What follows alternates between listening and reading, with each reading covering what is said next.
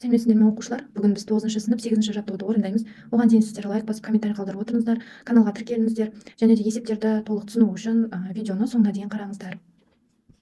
Ал енді бірінші жаттығудан бастаймыз. Бізде жерден темірқазық жұлдызына дейінгі қашықтық 434 жарық жылын құрайды. Енді оны километрмен жазыңдар дейді. Так, бізде бір жарық жыл ол бізде тең болады 9,46 көбейту 10-ның 15 дәрежесі метрге, иә?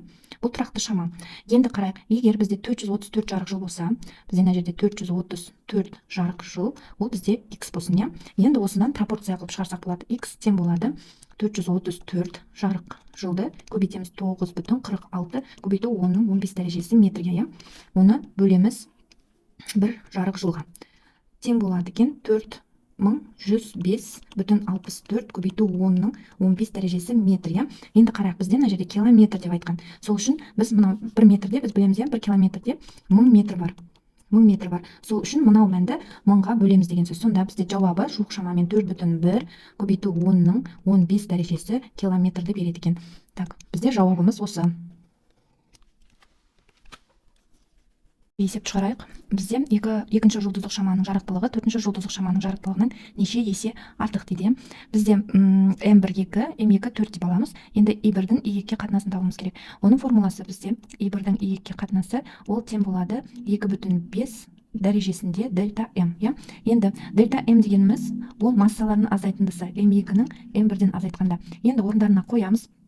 Бізде М2 4, М1 2, иә? Сонда 4-тен 2-ні азайтамыз, бізде 2 қалады. Енді мына формулаға қоямыз.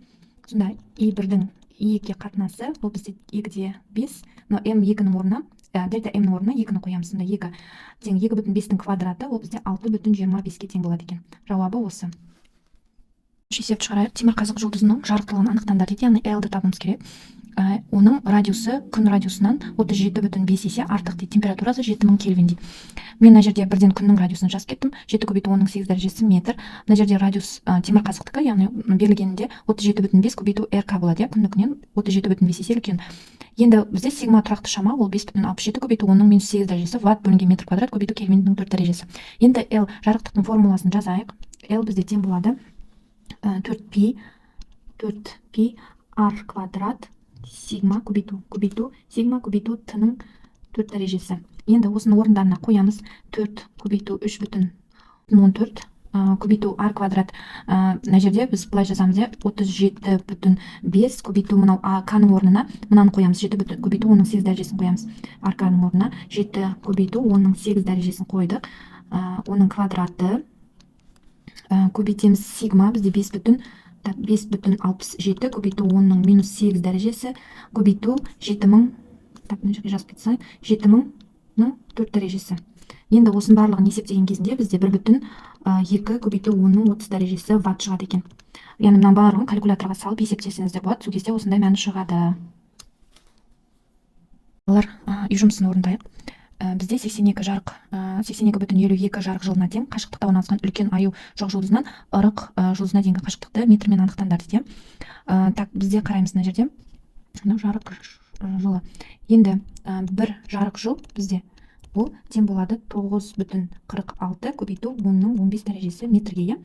Енді 82,52 жарық жылды x деп аламыз да, пропорциямен шығарамыз. X тең болады 82,52 жарық жылды көбейтеміз 9,46 көбейту 10-ның 15 дәрежесі метрге. Оны бөлеміз бір жарық жылға. Жарық жыл, сонда мыналар жарық жылдар кетеді, сонда тең болады.